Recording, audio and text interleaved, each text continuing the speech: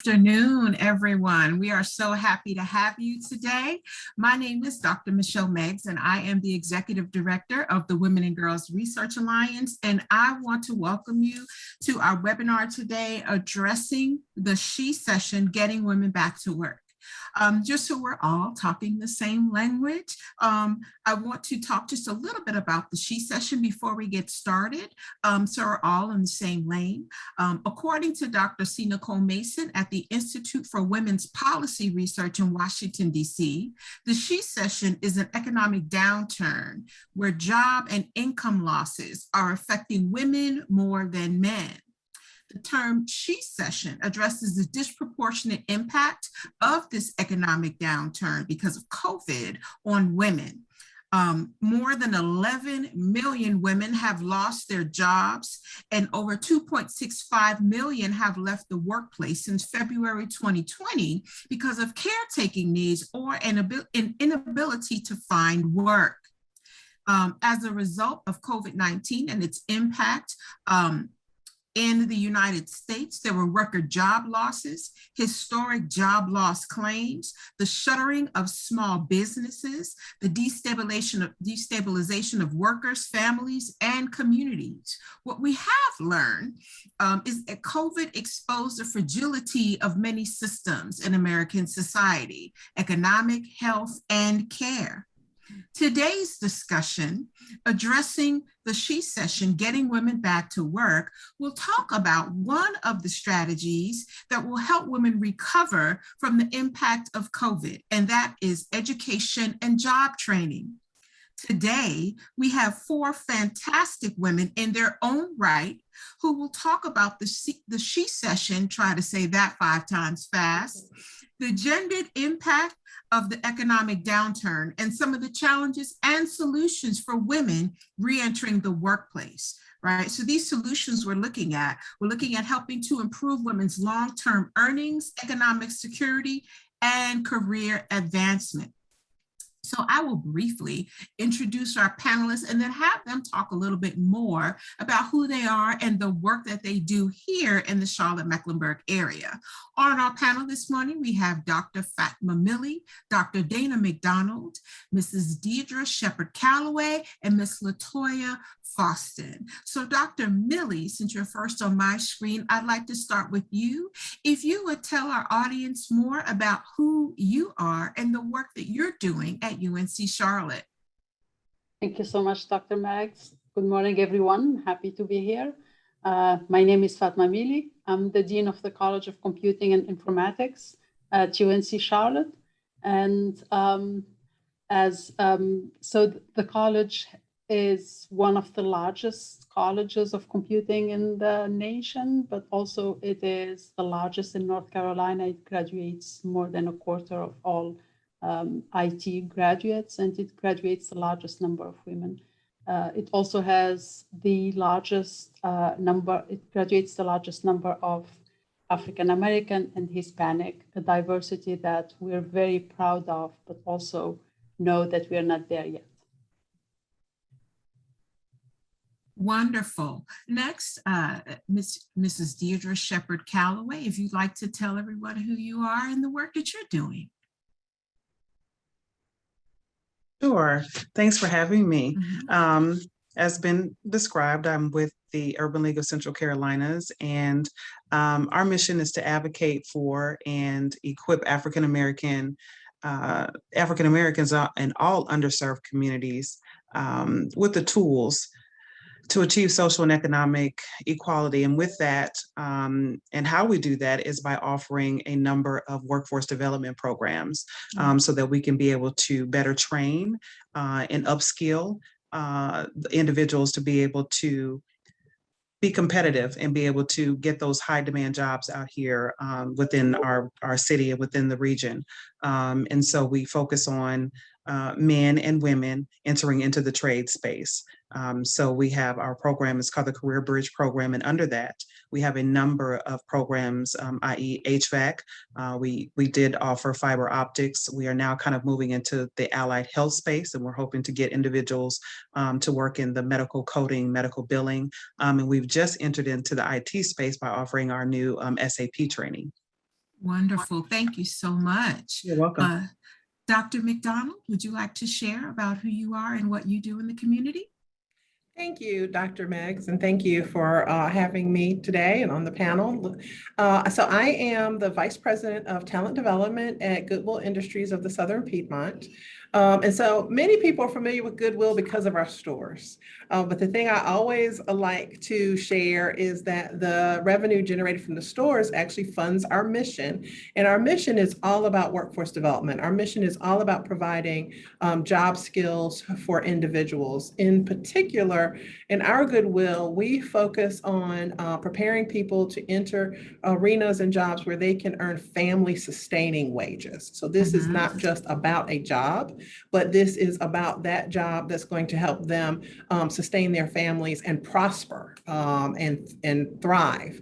And so in particular, with our training programs, we typically are working to help individuals who are unemployed or underemployed, but in particular, help individuals who are often underrepresented in the fields that they are entering. Two of our strongest programs are one, our IT space. We do operate in the IT space and have been for about 4 years now. We offer A+, QA, and SQL training. So these are trainings and certifications that are going to allow someone to enter an entry-level position in the IT industry. We also have training in the construction and skilled trade arena, again, so they can enter with a family-sustaining wage. Because of the populations we serve a significant number of African Americans, people of color, but in our intensive programs, I actually just ran these numbers a couple of weeks ago for Black Woman Equal Pay Day. In our intensive programs, 42% of our participants are Black African American women. Wow. So that gives you a sense of what we do and who we serve. That is wonderful, wonderful. And last but absolutely not least, Ms. Latoya Foster, tell everyone who you are and the work that you're doing here in Charlotte. Good afternoon. It is an honor and pleasure to be here with these amazing women. Right. Today, my name is Latoya Foster, and I am the Executive Director of She Built This City here in Charlotte, North Carolina. We are a nonprofit organization focused on igniting interest in construction and the maker trades for girls, career-choosing women, and non-binary individuals. We know that career decisions are made early, and so in addition to the adult platform that my counterparts here serve so well here in our community, we start early. We start as young as 7 years old, igniting youth in the space because we know, and again, everyone on here probably familiar with the statistic that if a young girl isn't exposed to a STEM career specifically, by the time she's in the 6th grade, she's not going to choose it. So we know that workforce development solutions need to start early. So we begin early. And so we have hands-on engaging opportunities for youth. And this year we've launched our adult platform with a pre-plumbing apprenticeship as well as a women's repair crew. That is fantastic. That is fantastic. I just want to remind all of our attendees, if you have questions for this auspicious and phenomenal panel, to go ahead and place them in the chat, and I will be sure to pose those questions to our panel. One of the questions that I wanted to ask you is, in your work, what are some of the challenges that you are noticing that are being faced by women in our community? What are some of the things that are popping up for you, for the women that you serve? Well, I'll start and then hopefully keep it short because looking forward to hearing what others say. But one of the ways I've described the pandemic and the subsequent recession and she-cession is it's almost as if there were always cracks in the sidewalk. They were always there, but the pandemic sprinkled red chalk dust and have made them oh so obvious. And so many of the challenges that women are facing at this time have been exacerbated. So they were not new, but they're more intense. And so that is the constant juggle between earning income and caring for family. And that family can take many forms. It's not just about childcare, it can be about elder care. So juggling earning income and caring for families.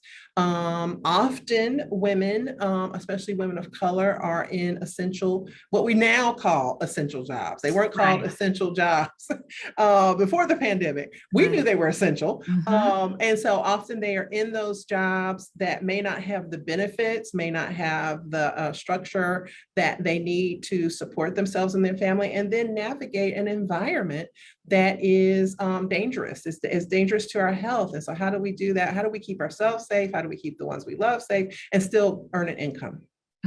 Thank you.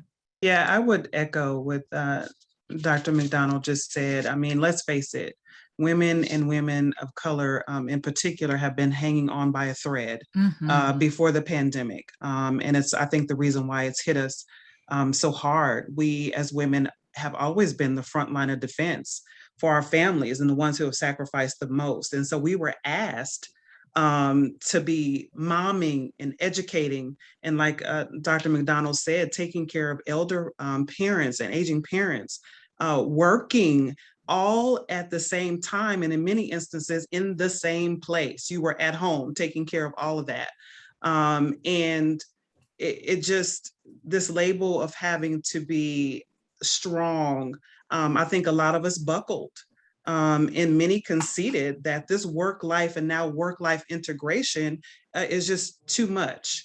And some of us, I know women in my own circle, were able to say, you know what, I'm going to back away and be able just to take care of the home front, but not, there's not a lot of women out there that have that capability and are able to stop working because they still have to have income coming in the home. And so what we've seen from our clients is that as they're still trying to juggle all of that, the cracks, as you mentioned, has been with the childcare and finding safe, secure, trustworthy care providers to take care of school-aged children and being able to master helping them get through a virtual environment. I know kids are going back to school in person, but that was a lot to handle. And in the midst of that pandemic where childcare centers, quite frankly, were closing because, you know, providers were getting sick themselves.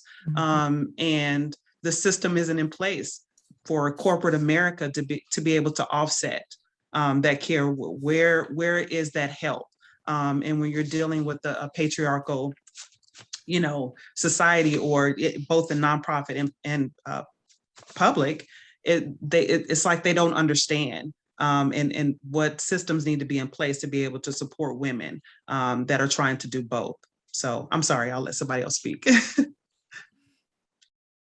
I was just going to chime in really quickly. Excellent, absolutely ditto on everything that was shared.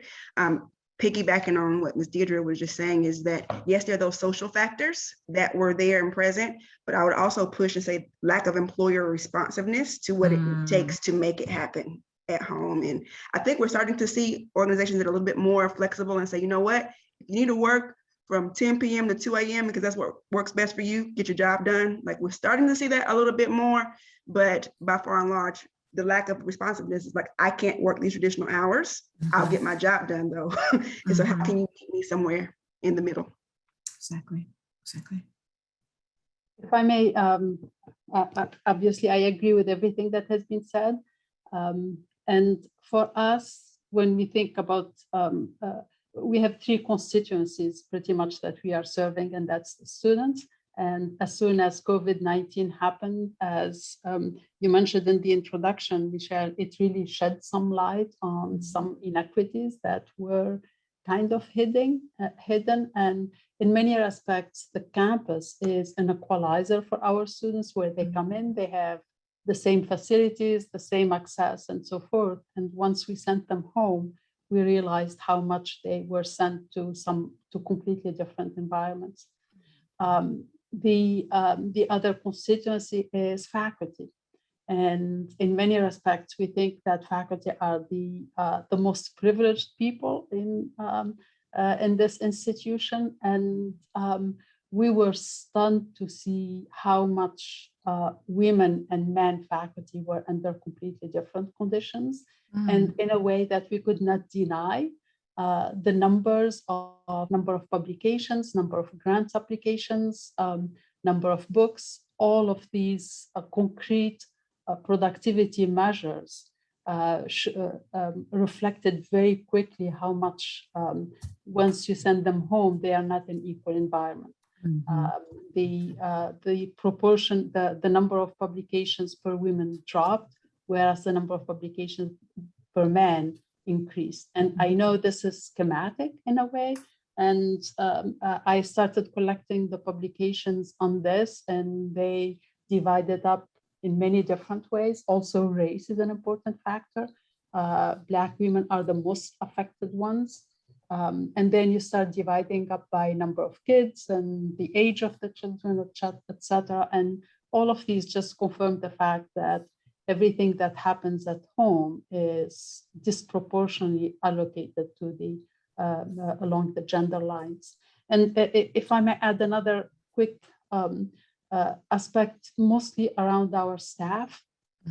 I know we're in a strong competition as a university with the industries around us, and all IT industries in particular were celebrating the fact that they transitioned very successfully, and remote work is wonderful.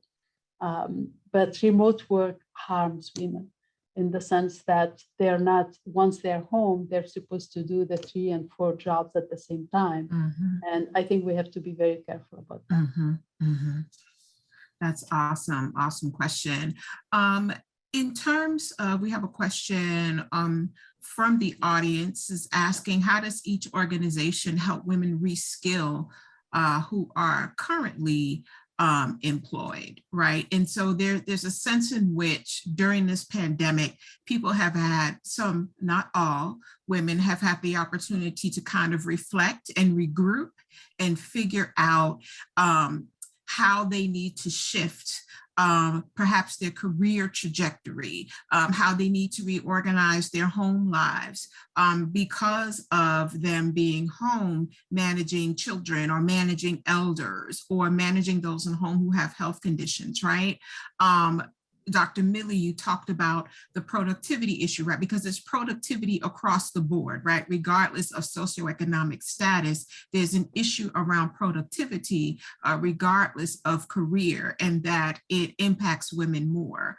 How are the organizations or as individuals, how are you offering support for women? How are your programs offering additional skills to kind of help women kind of move over this hump that the She-cession has provided, over the issues that it has highlighted for them? In what ways are you working to help women so that they can be in position to take higher income jobs, to get into areas of the workforce where they may not have traditionally been in? How are each of you working to do that?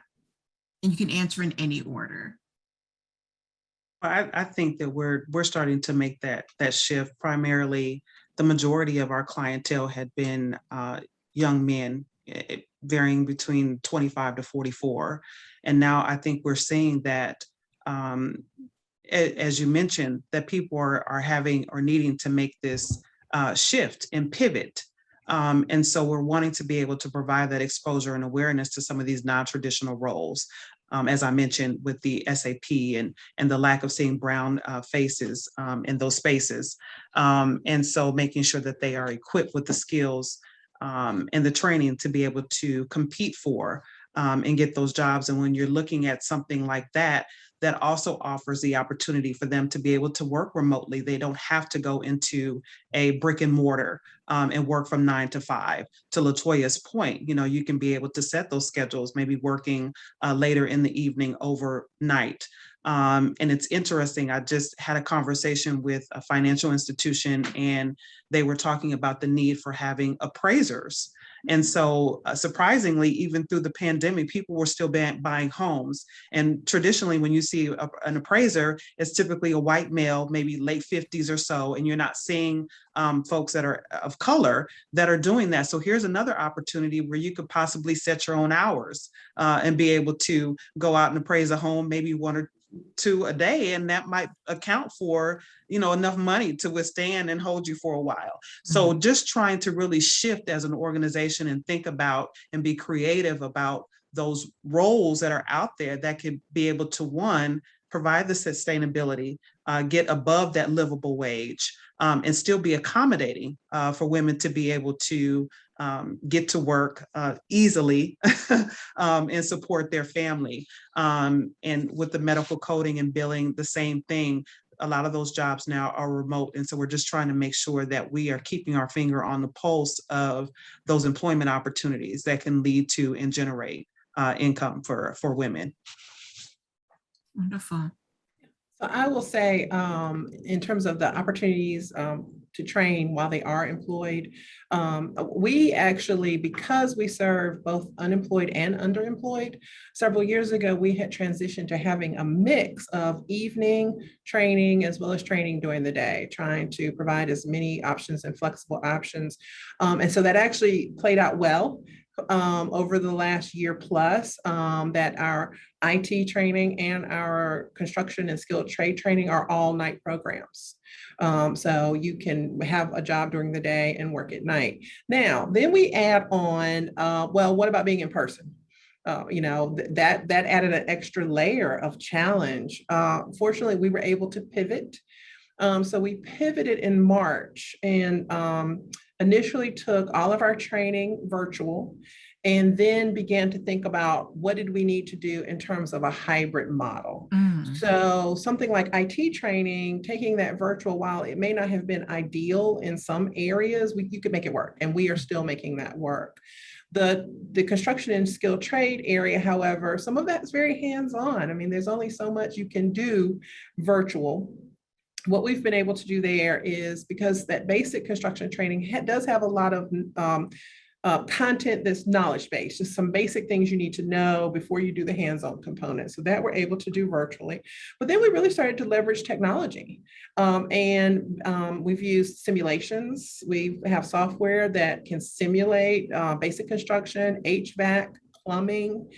So we can use simulation-based training and learning, and then work to bring individuals back into a lab setting for some hands-on learning at night, but do that in smaller groups, do that with a lot of protocols in place, do that with some regular cleaning protocols. So as we've navigated across, we've definitely tried to stay focused on providing flexibility around the learning, but not stopping the learning. So that, because the interest in our training, while it may have varied in terms of number of individuals we're seeing that are job seeking, we have not seen a decrease in those who are seeking training.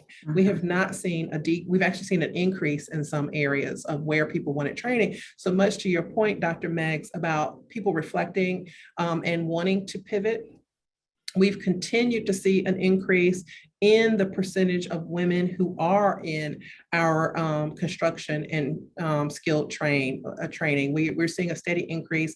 And in fact, we're 2 weeks into an all women's cohort that has 15 women in it. And we very much have focused on that space and to support the training, because we're talking about the multiple roles that women play in their families and in our communities.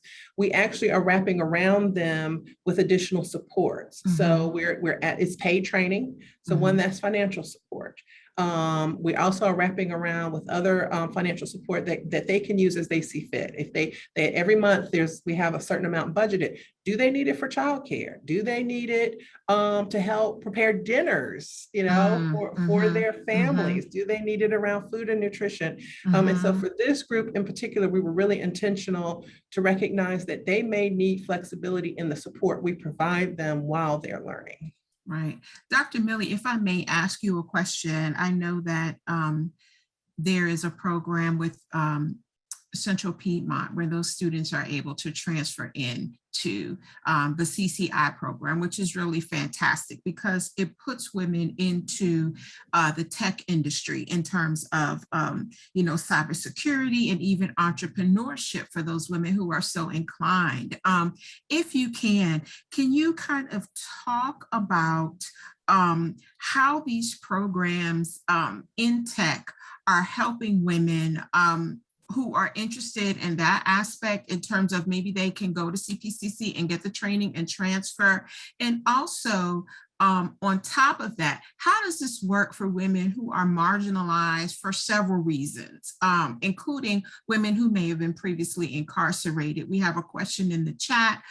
Someone asked about previously incarcerated women and what their needs are, and that's kind of open for everyone. But Dr. Mili, if you can talk about how these programs work for women who may be starting on the community college level and then transferring to be able to enter into these tech jobs that avail them to higher wages. Thank you so much. These are very important questions. And if I can put them all under the umbrella of how do we make technology much more inclusive? Right now, it is not. Right now, as I said, we're very proud of our percentages. They're higher than pretty much everyone else, but they're not where they should be. And we're constantly asking the question of why. What else can we do? What can we do differently? And it's a complex problem, and the solution has to be multifaceted as well.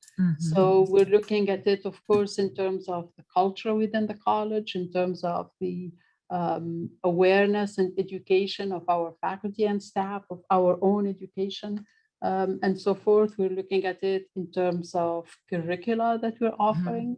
We're looking at it in terms of our processes, in terms of the admission conditions that we put, etc. And we have done some work and we continue to do work in multiple on many of these aspects. So you mentioned the transfer students who go to CPCC and then transfer to us.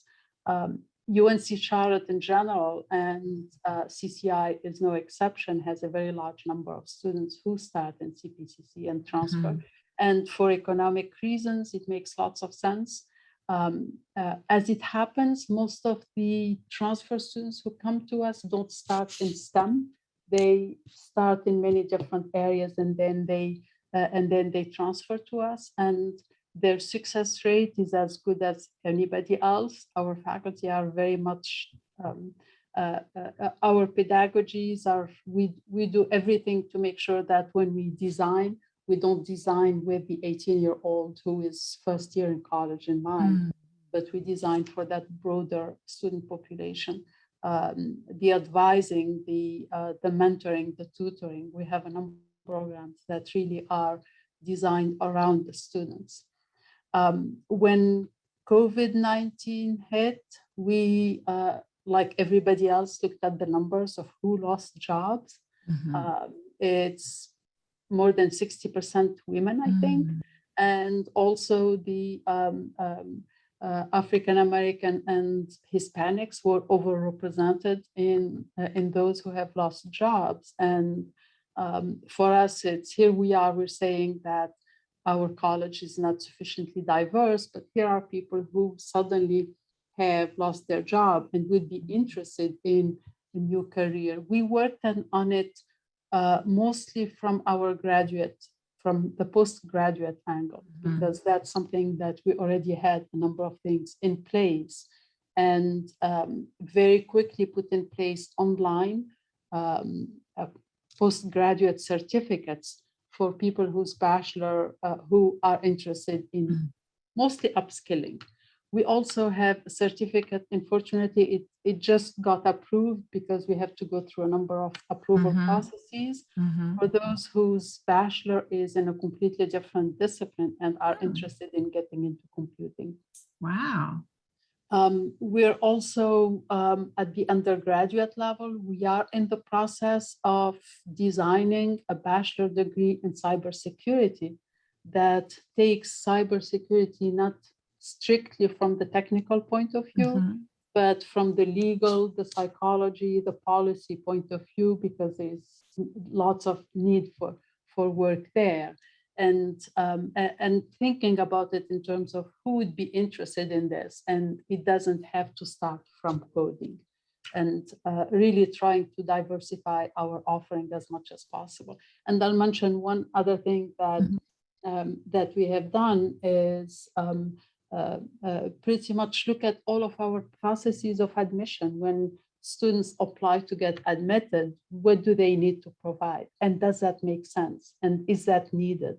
And for example, for postgraduate admission, all of these processes were designed in mind for, were designed for the 22-year-old who just graduated with a bachelor's, but that is not the reality of who we want to serve.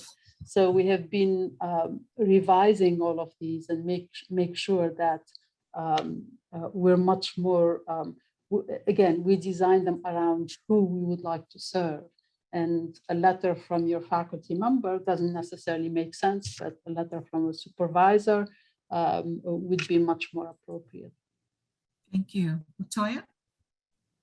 Yes, no, I wanted to follow up on the question that the audience member asked around supports for women. Yes. So yes, childcare, I was going to just ditto Dr. Dana's note. That's one of the #1 concerns, and providing financial support to help with that is key. With our plumbing pre-apprenticeship, we provide on-site child supervision. So 3 and older, you can bring your child with you to training. And so that eliminates some of the negotiation of time and scheduling cars and people to make that happen. We also provide a weekly stipend of $100 to go wherever else, because as Dr. Dana mentioned, whatever else, whether it's food, whether it's gas, money, you just never know what it can be. And I think not putting a stipulation over what that money has to be used for is freedom for women, and allowing them the dignity to choose what that looks like. Another area specific for construction we're looking at is, do you have what it takes to be successful on site? So we're grateful for partners like we have Timberland Pro, who's donated work boots to our women. So when they go on their first job or even job site visits with us, they have the appropriate safety wear that fits them. Women in construction in particular are more susceptible to being hurt because they don't have workwear and tools that fit them. Most things aren't made for the woman's stature, size, hand. So those are things that we're looking in to ensuring that they have that when they leave us. And then obviously the last thing we're doing is the mental health component. Entering a male-dominated field is no small feat. And so, it's not one of those things where you can just say, here's your skill. Yes, you can use this tool, this measuring tape. Go ahead, go get them. We're trying to address some of those mental hurdles that they're going to undoubtedly face when they enter the field, as well as the physical. We have first aid and CPR. And self-defense classes, because let's get real. It's one of those things, and it may even be just a mental thing. We hope they never have to use, any kind of physical combat. That's about being safe, and then having the mental confidence to say, I can protect myself when I'm going into these spaces. That's awesome. Go ahead, Deidre. I was just going to add on to that.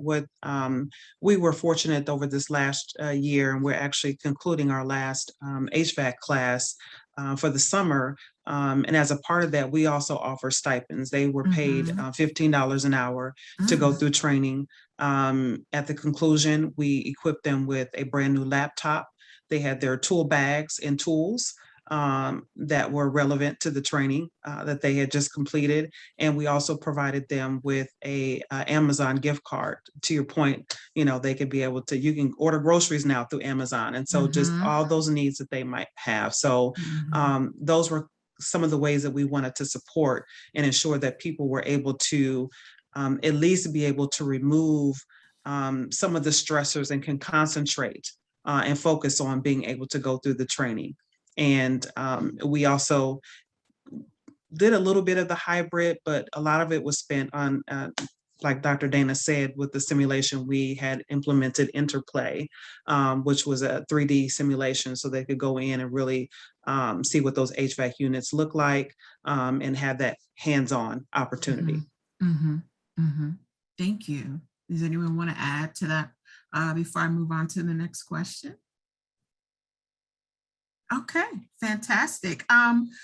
We had a question in the chat about reintroduction programs, specifically for Goodwill, if you wanted to talk about that, Dr. Dana. Sure, yes. So thank you for the question. On average, about 30% of our general client population are individuals who may have a recent reintroduction to the community or have some court-involved background.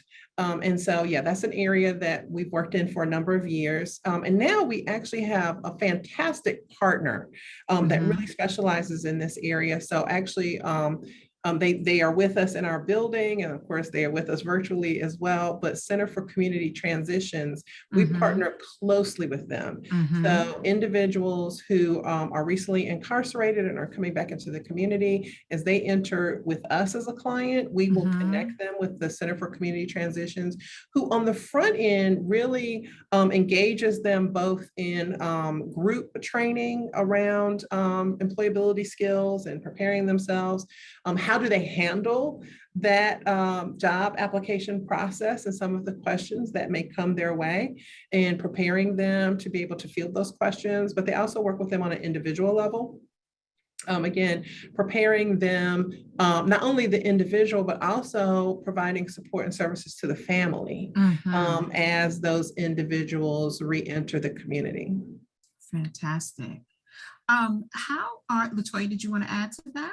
I was just going to make a note in connection with the She-cession, with the women returning to population. We have a partner, Change Choices, that's talking about some of the changed regulations of this new administration. We're seeing, and COVID numbers, we're seeing people just released a little bit. I'm going to not disrespectful, I'm going to say a little willy-nilly, a little faster than they were before. And we're seeing women coming out quickly as well. And they're struggling to find space that were typically food service was the space that women typically came to some of these programs. And then we saw that that shut down. And so they were struggling for spaces. And so we're looking at, how can we support in construction?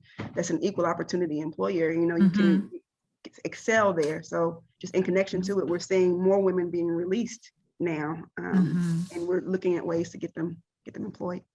And how, we need folks who are able to go to school and get this additional training in terms of cybersecurity and informatics. We need folks doing that work. We also need folks who are in the skilled trade areas as well, because that work is necessary. So how are you talking with women? How are you reaching out to women as they're in these areas of work? And also for all of you, just another question is, how are you helping women to deal with the microaggressions that come with being in traditionally male-dominated fields, right? Because we know that these microaggressions can impact their mental health, their ability to do a job, how they move and function in the workplace. So if each of you can address that question as well.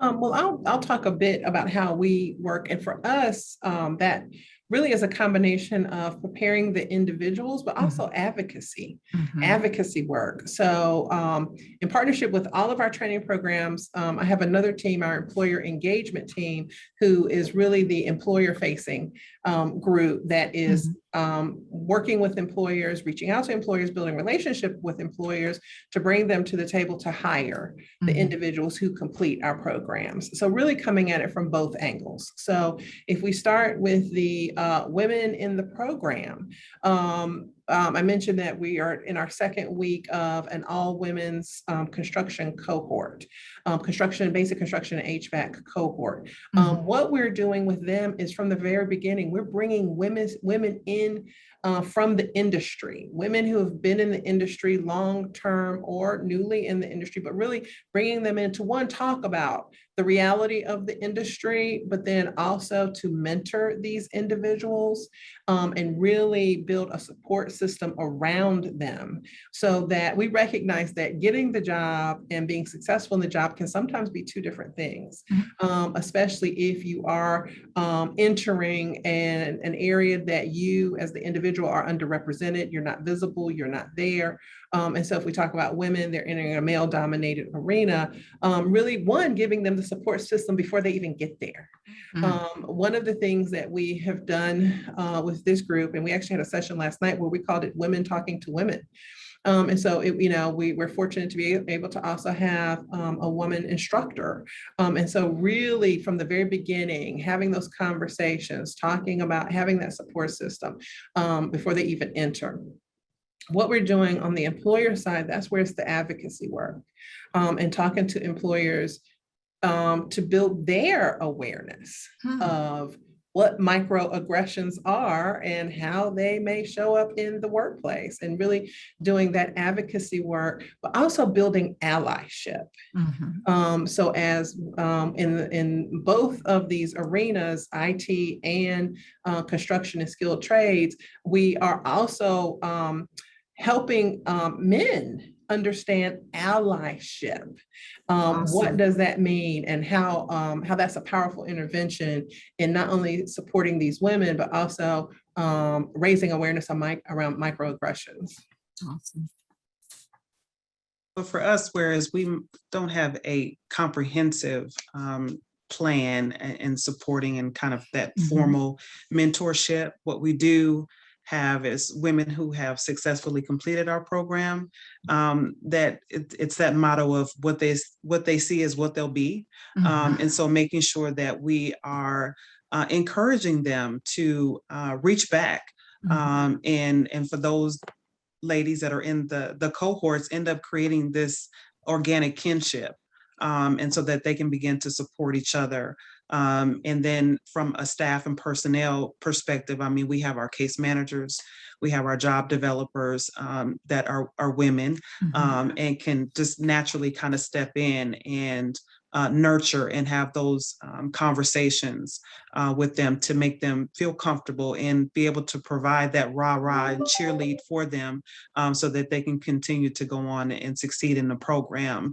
And again, to Dr. Dana's point, having those candid conversations with employers and getting them to understand, one, what it is that we're doing to help groom individuals that will be, one, qualified and that can be able to take on these roles, and what can they do to support that. So I think it's just having that open and candid conversation and being transparent on both ends. Thank you. Yeah, I'd say mentorship is key. That you can't, I like what you said, Deidre, you can't be what you can't see, something to that that it matters for young people, it matters for older people. You need to see yourself, you need to have an ally and someone you can connect with when you get there. And allyship, Dr. Dana, you're absolutely right. We have friends that the iron workers, they have what's called the Be That One Guy campaign. And with the understanding that like 90% of men, I'm maybe overstepping a little bit, are, respectful, they don't cause issues. It's that 10% that, need to be rung in if they're going to have an issue.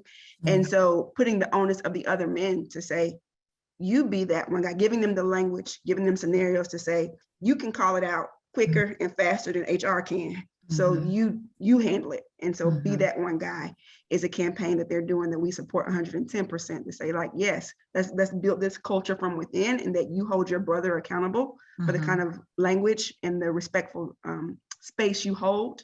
As far as what it looks like to be able to help with the mental health, absolutely, the mentorship. We're doing active training in conflict management. So we have specialists coming in and you help them identify their conflict style. And then what does it look like on a team? We've done a mechanical assessment under the tutelage of Danielle Martini of Three-Way Plumbing. She is our employer sponsor for the plumbing program. And so it shows us like, what are some of these skill sets that they're bringing to the table? And it gives us active data to be able to then coach and support them. And also letting employers know, this is what we saw coming in, and this is where we feel like you can support them in their continued growth. And then lastly, I would say, in addition to the mentorship, it's the scenario practice. Again, I'm trying to get very granular in our scenarios and say, if someone comes on the site and grabs you, let's talk about that.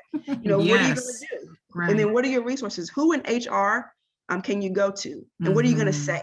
And what is this law that you need to be aware of? And just being very practical. I was on a podcast yesterday and I said, I attended a predominantly white institution. And there was a program called Smart Mentors for the African-American students. And we had those conversations of, what if you come into your room and you're putting a perm in your hair and your white roommate walks in and says, what's that? What are you going to say? Like, yeah, making it scenarios. very practical, because it's one of those things where, again, it sounds good and we're trying to, you know, rah-rah, shish, boom, bop, go into this space. But what do you do when it's in your face? And how you're going to respond and get them that support. And then the sisterhood, we're seeing that even now. We're just 6 weeks in, but we're seeing that they support each other more than we can. And so establishing the space and place to be that accountability and support, so that when you are out there and when you do encounter that stress, you know, not only do you have our program to fall back on, you have your sisters that were in training with you that you can lean on for support and stability as well. I love that. When the rubber meets the road, what are you going to do? That's fantastic. Yes, Dr. Mili. Yeah, listening to what everyone says, I'm really humbled, and it's you really have direct access to where it's happening, and I think it's wonderful to hear all of this. For us, it's education. We all do what we know, and realizing that we have a long way to go towards greater civility and greater equity. The college has adopted 4 years ago 3 values. The first one is we acknowledge inequity and do everything in our power to address it. The second one is we take responsibility for the implications of technology. And the third one, we value community over individual interests. And of course, these are aspirations, but from the leadership and the faculty and staff side, we try to exercise them and remind ourselves this is what guides our behavior every day. But when we talk about education, of course, the students are very important. That's our biggest impact. And we graduate more than 1,000 students a day. And every time when we see an incident of microaggression from professionals, I think these are people who walked through that stage and shook somebody's hand, and they were told, congratulations, now you are educated. And we are accountable for what our graduates do in the world. And we're constantly looking at what does this mean for us and how do we incorporate all of these aspects in our education. We are a college of computing. It doesn't mean that we just give them the technical skills. We want to graduate educated people who are caring, who are compassionate, who have a sense of equity and a strong sense of values. And again, constantly looking at how do we reflect this in our curricula? How do we reflect this in our mentoring of the students and our advising? And we all know we still have, again, it's a goal, but and we all have to work very fast at changing it and go beyond the baby steps that we have been doing. Thank you so much.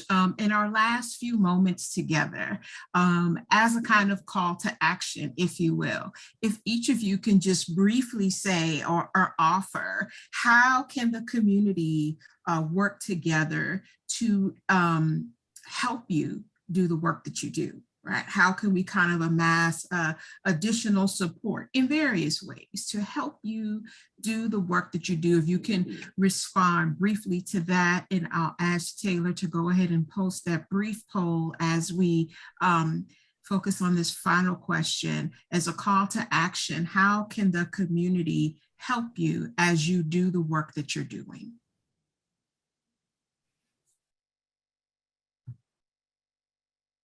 I would just say, share the word that we're out here doing the work. I mean, I think we each have different lanes that we're in, and in spite of the prominence of many of the panelists in the organizations, there's still women out there, men of color, all kinds of populations who don't know that these opportunities exist. So, now that please spread the word and share that there are free training opportunities where you can get paid to be upskilled. And you don't have to sacrifice, getting a job now versus preparing for your future. You can do both. And so just spreading the word. Thank you. I would echo that. A lot of our clients come to us via word of mouth. Someone else that they know has successfully completed and graduated and has a job, and they can truly speak to what it is that they learned and obtained. And again, just spreading the word and that awareness about our organization. We are a small nonprofit, so we have a lot more ingenuity and creativity always, but not a lot of money in the bank. So we need to ensure that the word is getting out, and so that people can become the ambassadors, both from a financial supportive standpoint to giving of their talent. As well. So just making sure that people can just spread the word. And we have that unique business model, and that our training offerings are free, so that folks don't have to worry about the cost of a fee or a tuition per se to get the training that they're receiving through the Urban League. Yeah, I will just continue to echo, spread the word, because we too, the majority of our clients come from word of mouth, but I would add on to that, obviously the community donate, because that's the money that fuels and enables us to provide the training at no cost. So spread the word, donate, and to the employer community, I would say come to the table. Employers join us in this by giving the individuals who complete the training the opportunity to work, hire them. In addition to all of that, and maybe as an emphasis, connect. We all tend to be in social networks where we all have the same resources and the same needs. And very often there are other networks that complement. So in that respect, I really appreciate this event where we have different initiatives around Charlotte that may not have been aware of each other. And this is very important. Thank you. Thank you so much. I want to thank each and every one of you, Dr. Fatma Ali, Dean and Professor at UNC Charlotte College of Computing and Informatics, Dr. Dana McDonald of Goodwill Industries, Mrs. Deidre Sheppard-Calloway of the Urban League of Central Carolinas, and always last but certainly never, ever, ever least, Latoya Foster. She built this city. I want to thank you all for your time and for your energy and for this really wonderful conversation. And for those of you who have tuned in, thank you so much. You will find information on our website at the Women and Girls Research Alliance at UNC Charlotte. If you want to connect with them, you'll be able to do that from there. Thank you for joining us. We look forward to seeing you next month. Be on the lookout for the announcement for our next session. I appreciate each and every one of you, and enjoy the rest of your day. Thank you so much. This was awesome. You're welcome. Thanks, Michelle. All Bye, right. ladies. Take care, everyone.